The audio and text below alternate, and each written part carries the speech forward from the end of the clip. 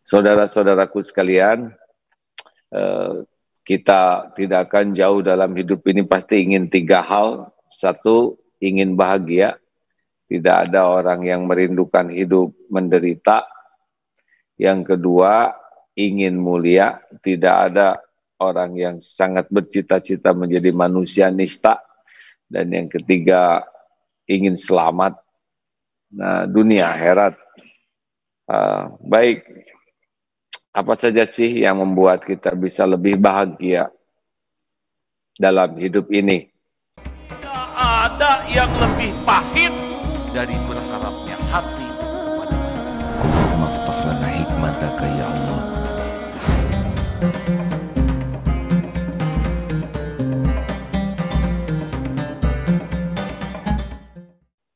Bismillahirrahmanirrahim. Assalamualaikum warahmatullahi wabarakatuh.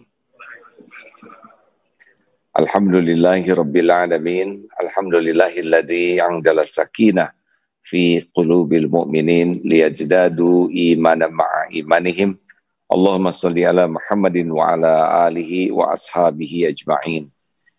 Semoga Allah yang Maha mendengar, Maha melihat, Maha menyaksikan, Maha dekat, Maha tahu semua masalah yang sedang kita hadapi, Maha tahu solusi terbaik bagi kita. Dialah Allah yang mengurus diri kita setiap saat, yang mengurus segala-galanya setiap waktu. Tidak ada satupun yang ada di alam ini kecuali pasti ciptaan Allah, pasti milik Allah, pasti seluruhnya ada dalam genggaman Allah setiap saat. Tidak ada yang bisa terjadi, baik nikmat maupun musibah tanpa izinnya. Bergabung jin dan manusia akan memberi sesuatu, tidak akan sampai kepada kita tanpa izin Allah. Bergabung jin dan manusia akan merugikan, mencelakakan kita. Tidak pernah kita akan rugi, celaka tanpa izin Allah. Semua hanya bisa terjadi biiznillah. Namun yang kita cari bukan izin Allah, yang kita cari adalah ridho Allah, yaitu izin Allah yang terbaik bagi dunia akhirat kita. Tidak setiap yang Allah izinkan Allah ridhoi, tapi setiap yang Allah ridhoi insya Allah ada izinnya di sana. Saudara-saudaraku sekalian, kita tidak akan jauh dalam hidup ini, pasti ingin 3 hal. Satu, ingin bahagia. Tidak ada orang yang merindukan hidup menderita. Yang kedua, ingin mulia. Tidak ada orang yang sangat bercita-cita menjadi manusia nista. Dan yang ketiga, ingin selamat. Nah, dunia akhirat. Nah, berikut ini ada beberapa kiat sederhana yang sebetulnya biasa kita bahas setiap hari, tapi mudah-mudahan kajian ini lebih simpel lagi. Memang orang lebih suka yang simpel-simpel. Adanya teknologi juga membuat hidup ini lebih simpel. Buktinya sekarang ini ya, dengan seperti ini, saya di sini, saudara di situ, ada yang di kamar, ada yang di berbagai penjuru bumi, kita bisa silaturahim. Masya Allah. Baik, apa saja sih yang membuat kita bisa lebih bahagia dalam hidup ini? Yang membuat kita bisa lebih bahagia dalam hidup ini bisa diacak, saudara boleh milih yang mana saja ya. Yang pertama adalah kalau kita ingin bahagia, jangan ada yang lengket di hati selain Allah. Kita bisa punya dunia, punya pendamping hidup, punya anak, punya harta, punya pangkat, jabatan, kedudukan, barang. Boleh-boleh saja yang sah dimiliki menurut agama. Tapi memiliki tidak harus lengket. Kenapa? Karena yang paling berhak melekat di hati, lengket, nempel terus setiap saat, bukan dunia berikut isinya, tapi pemiliknya Allah Subhanahu wa Ta'ala. Jadi kalau mulai ada yang lengket di hati, lengket itu berarti dia cenderung menetap ya, dan tidak mau lepas. Apakah itu benda, apakah itu manusia, manusia itu bisa orang tua, pendamping hidup, istri atau suami, bisa anak-anak, bisa apa sajalah. kekasih atau apa. Nah kalau sudah lengket begitu, itu sudah tidak bahagia. Jadi jangan merasa bekal bahagia oleh selain Allah. Yang memiliki hati kita itu adalah Allah. Kalau Allah tahu hati kita ini ternyata sudah melekat, ingat terus, ingin selalu bersamanya, takut jauh darinya, segala-galanya untuknya. Oh, lengket aja nempel. Dia lebih banyak diingat daripada Allah, lebih banyak dibela daripada Allah, lebih banyak diperjuangkan daripada Allah. Itu awal tidak bahagia. Gimana dong, kalau saya memang saya mencintai caranya adalah ya seperti itu. Kalau lengket itu harus banyak dibasahin tuh supaya cepat lepas. Membasahinya adalah dengan zikrullah. Ingat sesuatu yang lengket, ingat Allah. Enggak boleh lama. Ingat istri, ingat Allah. Ingat suami, ingat Allah. Ingat anak, ingat Allah. Ingat harta, ingat Allah. Ingat jabatan, ingat Allah. Ingat bisnis, ingat Allah. Pokoknya harus diolesin dengan zikrullah yang banyak. Nanti ada tapi tidak melekat. Nah, seperti ini headset ini ada tapi dipakai sewaktu saja. Kalau sudah selesai acara disimpan pada tempatnya.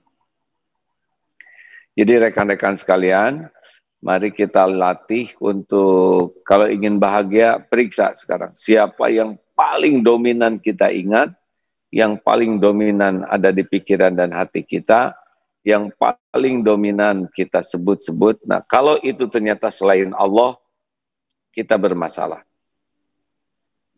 Kita tidak bahagia. Pasti gelisah, pasti. Cek aja, cek saja. Tidak mungkin kita juga tidak ingat, karena memang faktanya kita di dunia. Tapi tiap ingat, segera ditutup dengan zikrullah.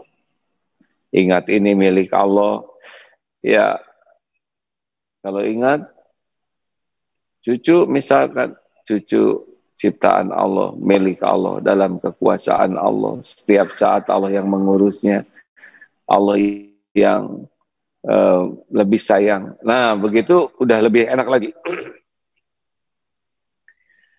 Seorang yang ditahan Israel di pejuang Palestina di penjara Israel seumur hidup, tidak ketemu anaknya.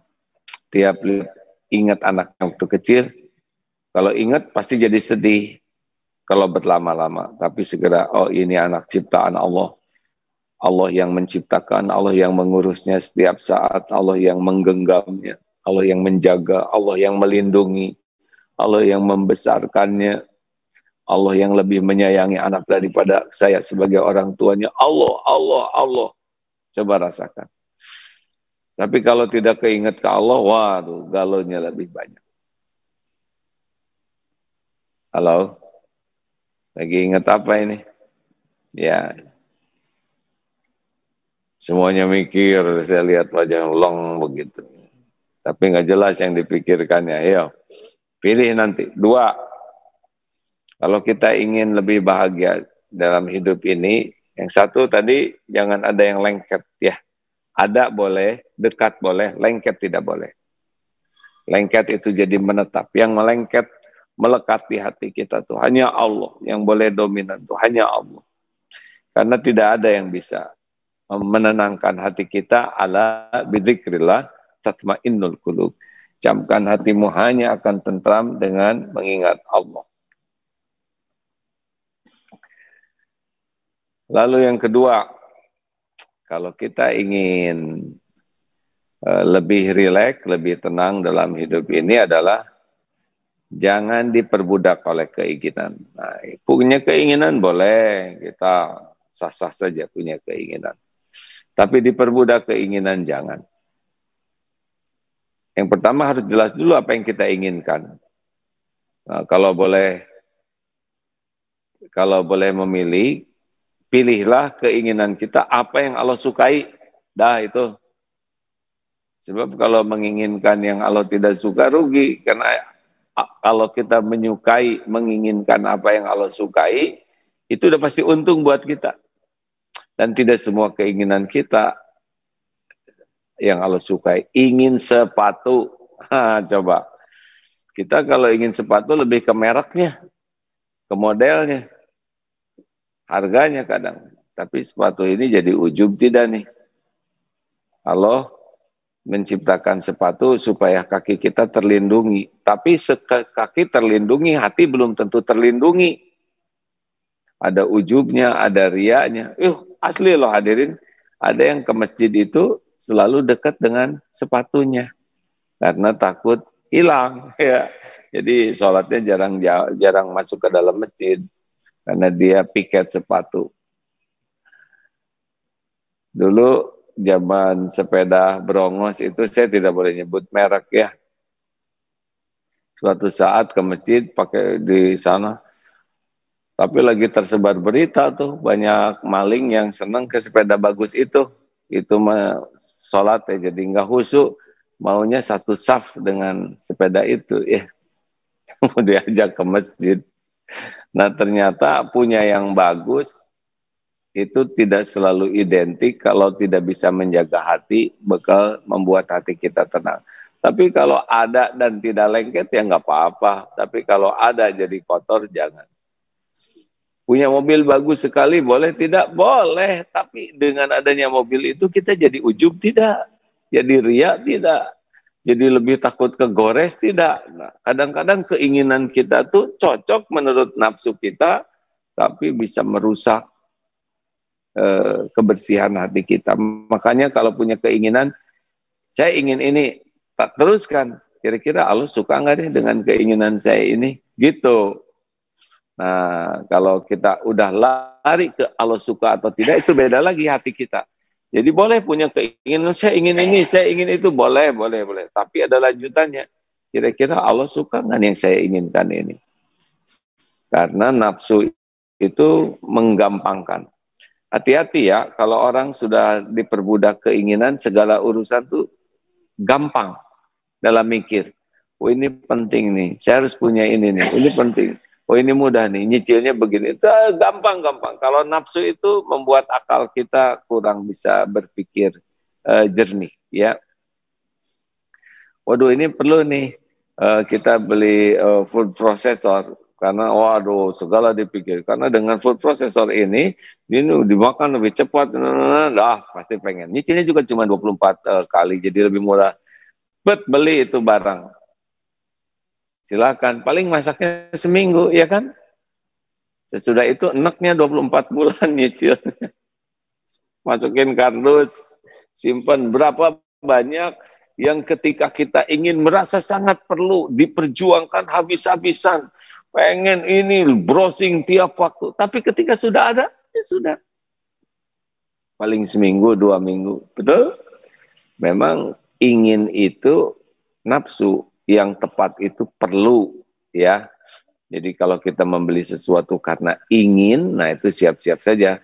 Banyak kecewanya, dan segera sirna, karena sebentar lagi akan ada barang baru yang membuat kita juga jadi ingin. Makanya cara mengatasi keinginan adalah kalau ingin sesuatu langsung Allah suka nggak nih yang saya inginkan. Ada lagi tambahannya, perlu tidak saya dengan barang ini. Itu kalau ke toko mau ini ingin di rumah enggak kepake. Saya sudah juga sering begitu ya. Ke toko ini oh ini buat ini. Baru juga sampai rumah udah lupa yang dibelinya. Nggak tahu, wah ini yang dibeli dulu. Dan hisabnya tetap. Berbahagialah bagi yang tidak diperbudak oleh keinginan. 3. Kalau kita ingin hidup lebih bahagia, jadilah orang yang qanaah, simpel hidupnya tuh. Ya, tidak jadi mbak ribet atau mas ribet. Lebih simpel-simpel sajalah hadirin. Minimalis atau simpelis ya, atau bahasanya mah qanaah. Sebetulnya ya makin kita banyak barang, banyak yang kita miliki, makin banyak potensi masalah. Karena setiap barang itu pasti makan pikiran, kepikir tuh, makan emosi, ada juga makan emosinya, makan waktu, makan tenaga, makan biaya. Bayangkan, makin banyak barang yang tidak sungguh kita perlukan. Nah, makanya ini makin hidup kita tuh makin terkuras untuk memikirkan. Punya motor 3 dengan punya motor 1 pasti beda pikirannya. Pikir takut hilangnya 3 kali lipat, ada 3 motornya.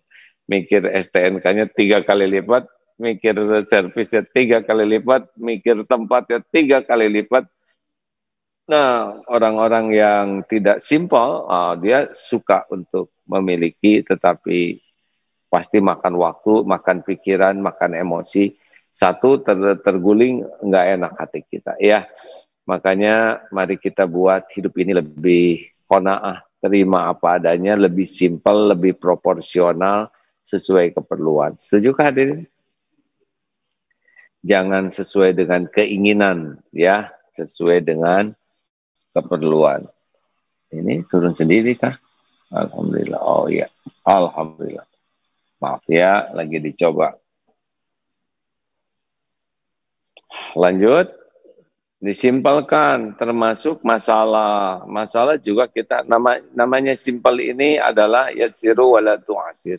Mudahkan, jangan dipersulit. Basyiru wala tunafiru. Gembirakan, jangan dibuat mencekam hidup ini. Atau sahlin itu ya, dibuat lebih mudah. Kalau ingin bahagia, mudah. Dimudahkan. Wah, orang itu sebel ke kita, ya udah kita dengerin apa komplainnya. Oh iya, ya udah kita perbaiki. Jangan sibuk bela diri lah.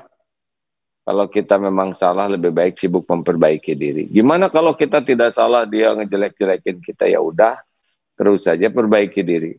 Sebaik-baik jawaban untuk orang yang menghina kita adalah memperbaiki diri. Jangan sibuk mencari kejelekan dia, nggak ada kerjaan, capek nanti. Misalkan seorang suami dikritik istrinya, daripada sibuk mencari kesalahan istri, ya lebih baik memperbaiki diri saja. Benar? Ada tetangga yang ngoreksi kita, daripada kita nyari-nyari kesalahan tetangga, capek dan ngotorin hati, lebih baik memperbaiki diri dengan ikhlas. Saya sudah memperbaiki diri, tetapi saya kok tetap dia nggak menghargai saya. Kita kan memperbaiki diri bukan untuk dihargai orang. Kita memperbaiki diri karena itu yang Allah sukai. Innallaha yuhibbut tawwabin wa yuhibbul mutatahhirin. Sesungguhnya Allah sangat mencintai orang yang memperbaiki, yang bertobat dan mensucikan diri. Jadi kalau kita memperbaiki diri bukan supaya istri senang, bukan supaya suami senang, kita memperbaiki diri bukan supaya disukai berdua, kita memperbaiki diri bukan supaya disukai bos, kita memperbaiki diri supaya disukai Allah, pemilik segalanya. Ini menenangkan. Tambah, jadi kalau kita ingin bahagia, jangan berharap kepada makhluk. Jangan bergantung dan berharap ke makhluk. Lepas saja sekarang. Jangan ingin dipuji, jangan ingin diterima kasihi, jangan ingin dibalas budi, jangan ingin dikagumi. Pokoknya dilepas. Di itu ke makhluk itu bikin sakit hati. Harusnya ke makhluk itu ingin menghargai, ingin menyayangi, ingin memberi, ingin mengasihi, ingin membalas budi. Ke makhluk itu kalau ingin bahagia. Di itu ke Allah.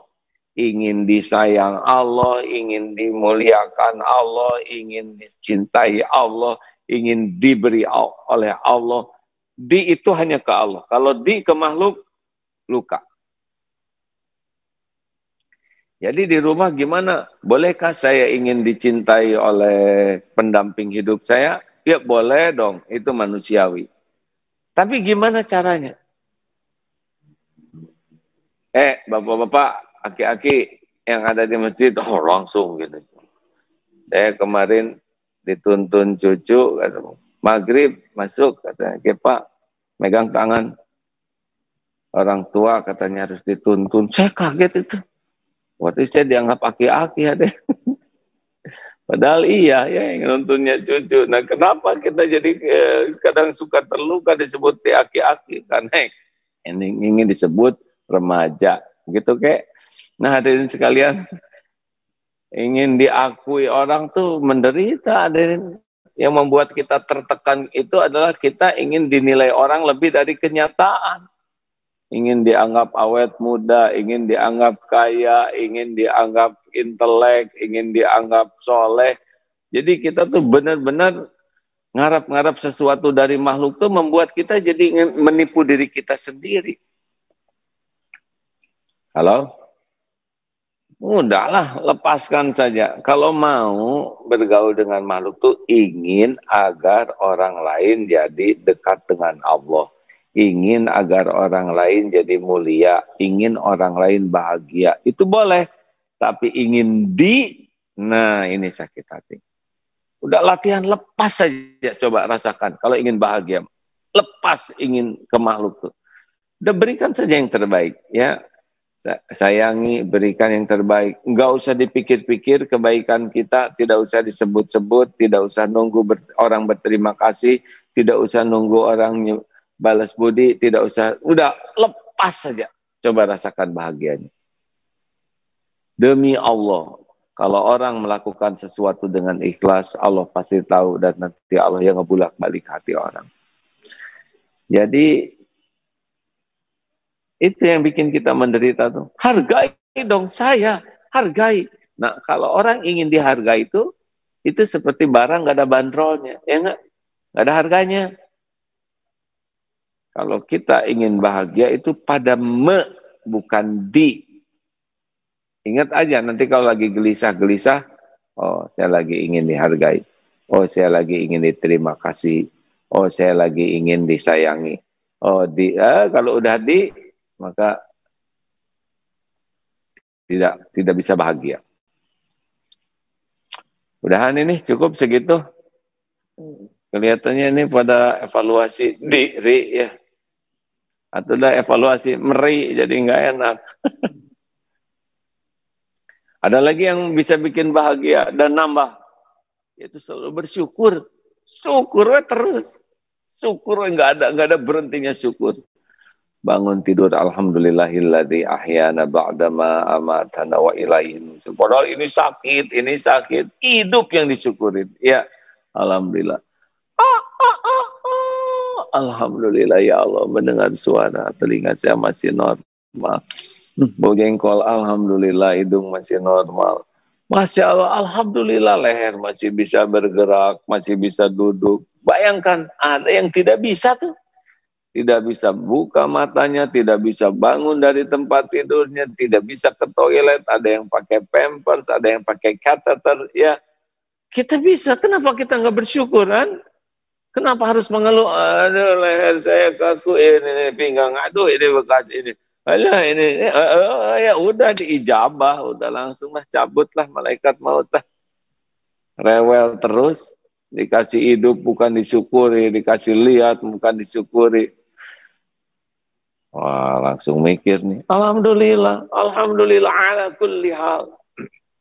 Alhamdulillah. Nah, hebatnya alhamdulillah itu membuat karunia Allah itu bisa ternikmati. Jadi ini nikmat ya. Tapi kan nikmat ini belum ternikmati kecuali dengan syukur. Dan hebatnya nih, jadi rumah kita tuh nggak kurang gede tuh. Yang ada tuh kurang syukur. Asli nih Pak. Jadi apapun yang Allah berikan itu tidak ternikmati dengan baik kecuali kalau kita tahu syukur. Lalu hebatnya syukur, yang belum ada ketarik. Jadi kalau syukur tuh yang ada ternikmati, yang belum ada la in syakartum la azidannakum. Narik. Jadi daripada hebatnya mikir gimana supaya saya dapat ini coba, mending karena syukurin. Allah tahu kalau kita bersyukur dan Allah janji bakal ditambah. Gak usah rewel hadirin. Asli nih. Sok punya rumah bagusin, pasti kurang. Kurang apa? Kurang syukur yang bikin gak enak. Syukur yang bikin enak. Syukur. Dan syukur itu selain membuat yang ada ternikmati, yang belum ada ketarik. Datang sendiri nanti. Nggak usah pakai banyak strategi. Karena udah janji Allah, dan janji Allah itu pasti.